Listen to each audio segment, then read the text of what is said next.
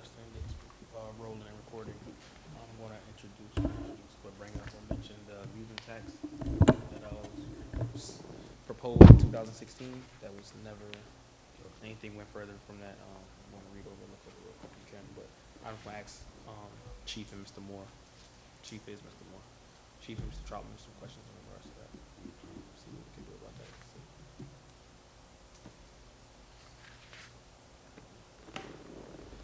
Everybody else set? Good afternoon, everyone. Good afternoon. Today is Monday, October 20th, 2025.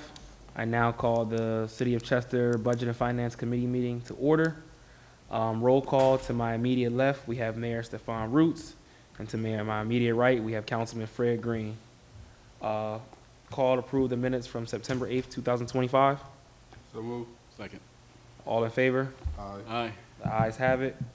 Public comment on agenda items only. Seeing or hearing no members from the public are here. We're going to get right started into our agenda today. Mr. Troutman, the floor is yours. Thank you, Chair and Committee. We have the presentation ready for the August year-to-date financials.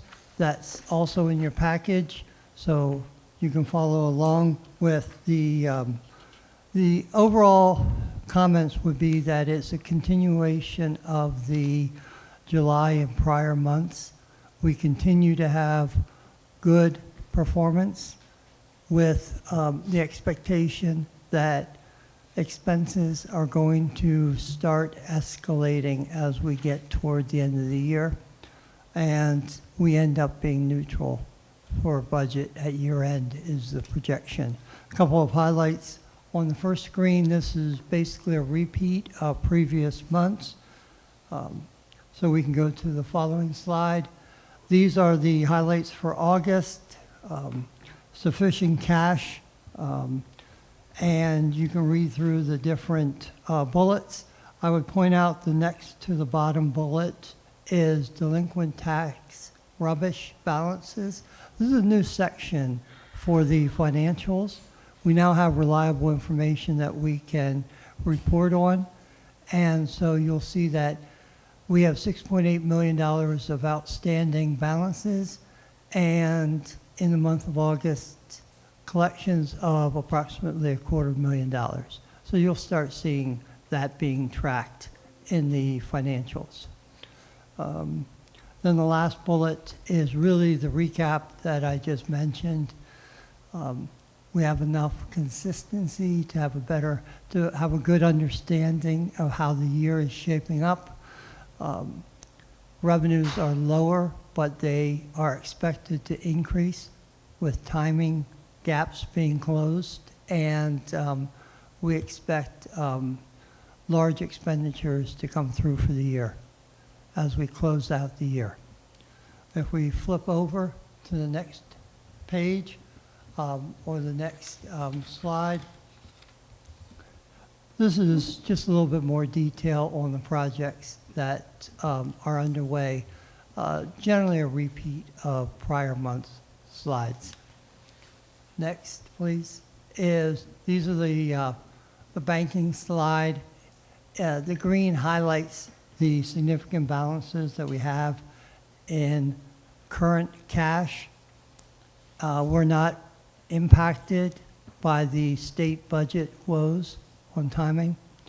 And you'll see also on the right, you'll see the rubbish fund is fairly healthy. And also I would point out, I haven't mentioned it in prior months, but the bankruptcy accounts, since we have been in front of the judge most recently, those are funds that are really set aside because of the debt. Actually, I mentioned bankruptcy, but it's referencing the debt lawsuit that we're involved with. There's $3+ million set aside until that gets resolved. Well, help me understand this rubbish fund, Yes, the 2.4 million. right. How's that square with the delinquencies? I mean, are they related at all, or does one This is- impact the other? They are related, But the simple way to look at this would be, these are the balances of cash on hand. People that have paid the accumulated amount of payments that Okay. we haven't used yet.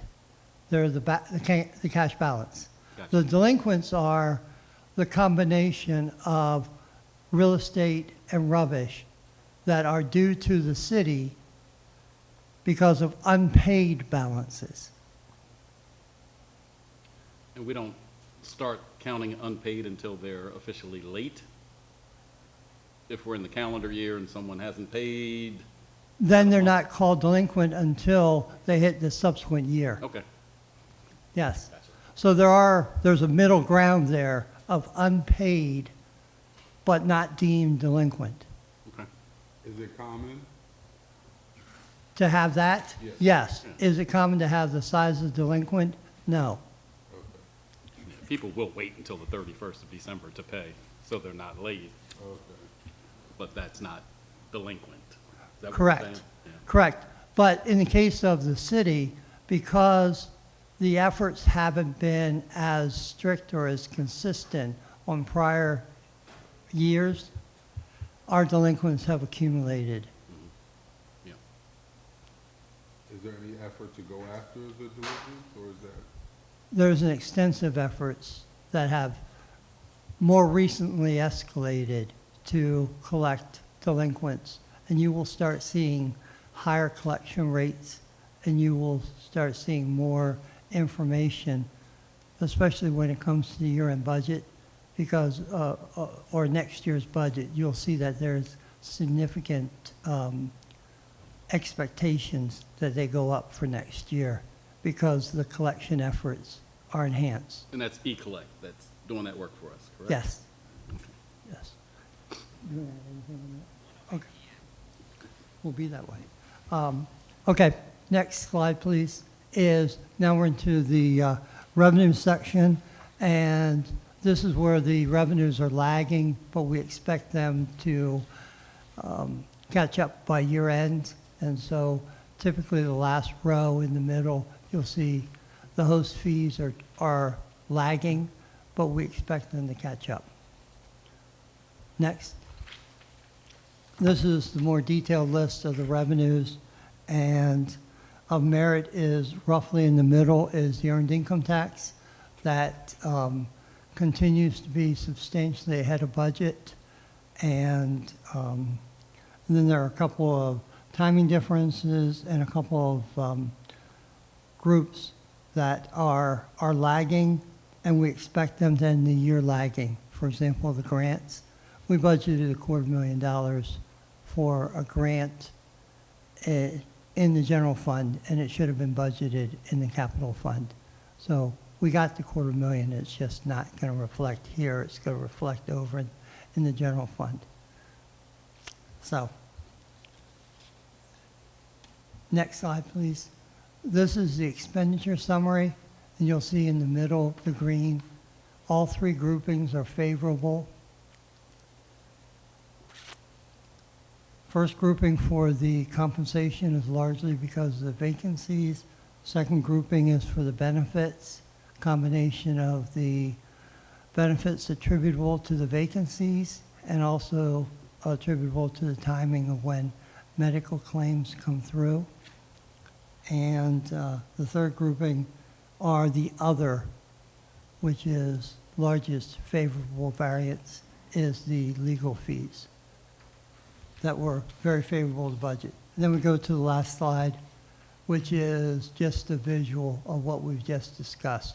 We're doing favorable as we track through the year, with the understanding that it's going to close as we get to year end. That ends the recap on the financials. Are there any questions? So we're gonna close out the year on a surplus with the exception of the 40 million owed to the pension? Is that accurate? I don't know if we can say surplus. Okay. We're expecting it to be about break even. Okay. So it's going to be plus or minus, but we expect it to be right in there at budget.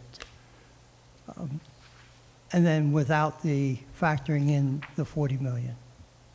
That sits on top of everything. Mhm. Okay? Okay. Any other questions? So with that, a couple of comments on the budget process.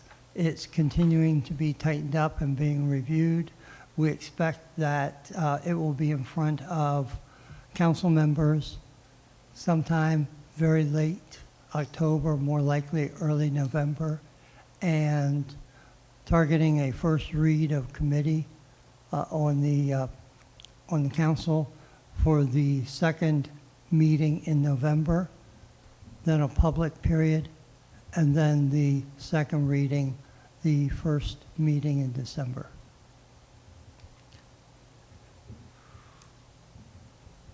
Any other comments? Sure. You have to go to the mic. There's only 2 readings for the budget, right? Yes. Okay. Yeah. And there's generally a mandatory 10-day sitting period for the public to be able to review it. Councilwoman Portia West, I would like to know, first of all, if I can have a copy of the handout, and then second of all, will we have an opportunity to sit down around the table, mayor and council with you and chief of staff to, intimately talk about the budget? Yes, that, I ran through it pretty quickly, but the plan is to have that either very late October or more likely early November, that council will get their copies and we'll have working sessions, if you will, to go through it. Okay, thank you. Yeah, that's an absolute.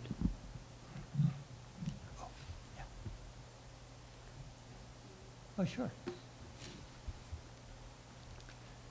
I don't have any further questions on the presentation. Any other members of the committee? I do have some questions in regards to some information that I did look up in regards to if we can maybe implement it going forward. One was already proposed to the community in 2016 would be the amusement tax. Would you be Okay. able to give the committee as well as the community, because we're being recorded, what an amusement tax entails, how it could affect the community in a positive and/or negative light? I am happy to do that. Do you want to take that one? Chief has been spearheading that, so he's more well-versed. Good morning, good afternoon. Councilman, we could certainly look at an amusement tax. I know that the city in 2016, there was a draft ordinance that I had seen, as we had discussed previously, which had a proposed amusement tax. I wasn't here in 2016, so I don't know what happened to that. Per the councilman's request, he's requested that we do some additional research. I've provided the councilman with a couple of ordinances as to what it looks like in other third-class cities. And normally the structure is, how do you define an amusement tax? Is it a per ticket price? Is it a percentage? There's a variation of that in different municipalities. Some municipalities will have a 5% flat tax. Other municipalities will have, they don't call it an amusement tax, they'll call it an admissions tax, and that could be $1, $2 on a particular ticket, depending on the value of those particular ticket prices. And then how they define those type of events that are covered under an amusement tax, that's something that I think council would want to look at as well. But yeah, if council so chooses to have that conversation, we'd be happy to provide that support as to how that works in other communities and how that may apply as part of the 2026 budget. Thank you. Thank you. And the reason I brought it forward is because of the 2026 budget, and that's something that we need to talk about going forward and how we can bring more money into the community. Not to target anybody, not to, hear the word tax often in the community and people get nervous, they're going to spend more money or more money is going to leave their bank accounts. But we want to ensure that we can provide our constituents in the community with the most positive and accurate information, as long with, helping ourselves as a city, bring in some more money and revenue. So this is something that I would like to, push forward and, with your help, as long with the help of mayor and council, sitting down and talking about what this looks like for our community going forward. Yeah, when Rich and I, when we sit down with council to discuss the draft 2026 budget before it's presented for any formal action, where we'll sit down and have those distinct conversations, we'll look for some additional ideas and some direction from mayor and council as far as moving forward. we're proposing what the first draft of the ordinances setting the tax rates in the budget would probably be at the second meeting in November, followed by the 10-day period for public comment, followed by the final reading of the budget mid-December for 2026. So I think we have time to take those items into consideration. Thank you. Oh, hold on. I have a question about the entities in town that don't pay taxes because of their status. Specifically, like a Widener University that has football, basketball, all kind of games that are ticketed. Would they not, this tax would not apply to them? Or would it? Based on a cursory review of some of the ordinances that we've seen, it depends on how you structure the ordinance. You can have a minimum ticket price, for example, that would be exempt. So any tickets under, pick a number, $10 would be tax exempt.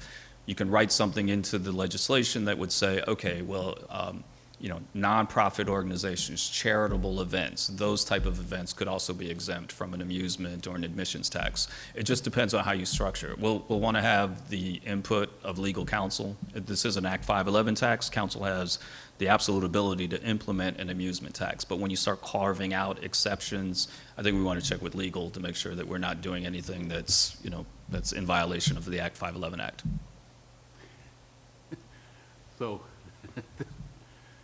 it's sort of funny, but not. It's probably more funny than not. When you mention value of the ticketed event, I was thinking of another entity that's not taxed generally, and that's our school district. So, a football game, $5, $10, you probably wouldn't expect that they would have an amusement tax. But by the same token, come prom time, the ticket's $125, and would you tax that? Obviously, we don't have a heart for that, but that's what was running through my mind as I would assume that you wouldn't want to, and once again, I'm making assumptions. I don't assume you'd want to have an amusement tax on, Winchester High is playing up at the A field or right. any of a number of events, right? I don't think that's the intent of an amusement tax. But it's important for people to know all the things that have to be considered when we write these things. Yeah, I mean, the 2026 budget is what we went in under was looking at just the baseline. What are our expenditures for 2026? What's our revenue stream looking like? And it's pretty bare bones. It's pretty stagnant, right? So if we're looking to do anything different, we're going to have to look at that revenue line extremely tightly to see what kind of additional revenue might be able to be generated in order to get to that fundamental concept of a balanced budget. So we would very much look for your direction and your guidance as to whether there's a will to do something like that. Thank you, Chief. And I think that conversation will be extremely important. We always talk about the diversification of this mayor and council. We have a councilman right next to me who's fully diverse in entertainment, planning, parties. We have a councilwoman here with over 15 years of experience, so she knows what different fluctuations of revenue looks like. We have a mayor with engineering background. We all bring different aspects to this mayor and council that I think would be important when we sit down and talk about this tax, because it's going to affect the community as a whole. As a Chester football alumni, I would hate to see our games be taxed and everything like that. However, as someone who lives here, I would love to see other entities be willing to, come to the table and have this conversation, so that way, like I said, we can just make improvements to the community in a very positive and, uplifting manner. This is all about, pushing Chester forward, not taking money from anyone's pockets or making anything harder. We'll be looking for that guidance from council, and we'll craft up, along with the solicitor's office, any enabling legislation that would be required to implement an amusement tax if council so chooses to go in that direction. And then we'll sit down with the finance department and look at how that ordinance is written, if it's approved, if it's adopted, to see what kind of generation of revenue that will create for the 2026 budget. So we're prepared to do that. Thank you, Chief. Chief, Come to the mic. about the parking tax for the stadium. Can you tell us a little bit more about that? Are we getting anything from the parking, when people come in for games and what have you? Yep. And then how is it directed to the city? I think it goes a few different places before it gets to us. That was my understanding. So can you enlighten me on that? Be happy to. Council has an ordinance on the books establishing a parking tax, it is a 15% rate, right, Rich? It's 15% is the parking tax. So for any ticketed events where the event holder is charging for parking, there is a 15% tax that's placed on top of that, on top of that ticket price. E-Collect is our administrator in collecting those taxes. So, and if there are entities that aren't paying that, E-Collect is also authorized to use the full force of any taxing authority that they have by extension from the city to go after those parking taxes. And that includes charging delinquencies and everything else. When those payments are made, they come straight to the city. There's no pass-through to any other organizations. It comes straight to the city of Chester. It is a tax which is put into the general fund, so it's not in a segregated fund. It's something that goes right into the general fund. And when's the last time it's been reviewed? Probably the last time that council adopted this, which I don't know exactly when that was done, but it was mid-2015, in that range, I think. Yeah, we'd have to pull the parking tax ordinance up to see when it was actually adopted. But that 15% rate has been that rate since its initial adoption. How is that being monitored? Like, if they're taking cash, how are we able to track the revenue that they're getting to make sure that we're getting the correct tax revenue that we're entitled to? Our tax collector via E-Collect has the ability to perform audits on any taxpayer, including the parking entities. If an entity, and we've had this experience this past year, if an entity was found to have let's use the stadium as an example, because that's what we're talking about, right? We're talking about events down at Subaru Park. There's parking that's down there. There are lots that are on the premises. There are lots off premises to Subaru Park. There are lots that have been identified as parking cars there. You can drive down on a game day and see that there's flaggers moving people into a lot. They're charging for those particular lots. We've actually looked at the aerials on game days.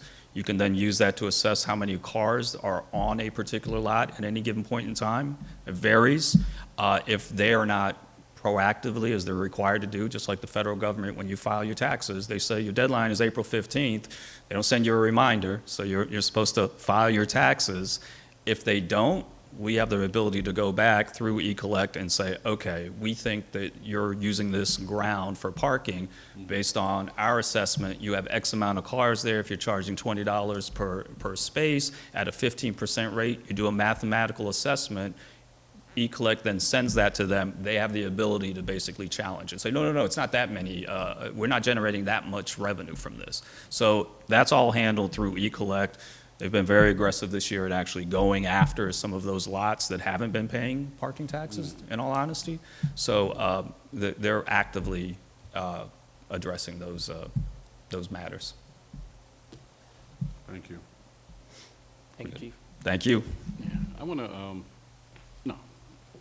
Since the word E-Collect came up, if you turn to page 2 in the, that form, you don't have to, but down the bottom it shows that E-Collect is involved in real estate taxes, collecting library taxes, collecting rubbish fee taxes, parking fee taxes. They also are contracted with the school district to collect their taxes. I only say this because I've had a couple people who have received collection notices for various reasons that E-Collect would send out a notice, and people believe that they're collecting it on behalf of the school district.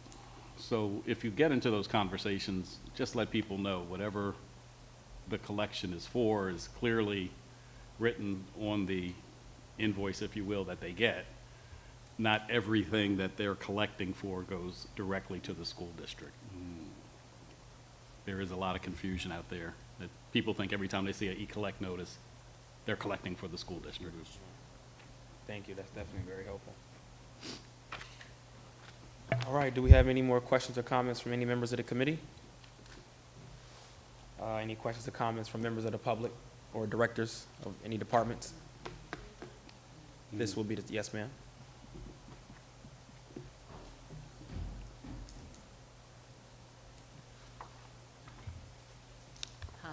Good afternoon.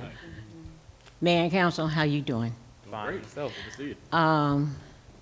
Word on the street is that we might end up losing our ambulance service. Is that true? No, no, Huh? no. No, we're not? So do we have a year lease, or what's our time period with them? Yeah, we would engage in annual contracts with Okay. an ambulance Annual? service. We are Okay. required to do that as a municipality in Delaware County. Every municipality has to provide their own ambulance service. Right now, we're engaged with VMSC, and we've already budgeted for what we're going to, contract with an ambulance Okay. service So our next year. contract is our contract about to be up this year yet, or When does what, this where one- we at? April, April next year. of 2026, the current contract expires. So we'll be entering into a new contract at the end of April, first day of May, 2026. Well, can we get that in writing so the people in the community cannot be afraid and sitting in discomfort of whether we're going to have ambulance service or not, because we don't have a hospital. You don't have a hospital. And we need that comfort to know that the ambulance service is still going to be running, okay? That's all I want. Thank you. So let me just make sure, people are a little uncomfortable that at the end of this year, we'll no longer have ambulance service? Okay. Is that what you're hearing out there? Is that? But are we working on a hospital? What about the hospital? Well, let's talk about how we're going to message this to the public. Are we going to tell the public, the current ambulance contract ends in April and we're going to re-engage in one in April? Because I can imagine most people think everything ends at the end of December. So is that what you're hearing? Is that people think that at the end of December, come January 1st, we're not going to have an ambulance service? Is that the belief? Yeah, that's the street. Okay. Just Yeah, wanted to make that- sure. But y'all gotta change it. You know what I'm saying? You gotta take that scariness out of the streets. That's all I'm asking. Okay. We Yeah, understand. thank Gotcha. you. Thank you. Thank you. Any more questions or comments from any members of the public or department heads? Hearing and seeing none, motion to adjourn. So move. Second. All in favor? Aye. Ayes have it. Thank you so much. Yeah, last time. Executive. Yes.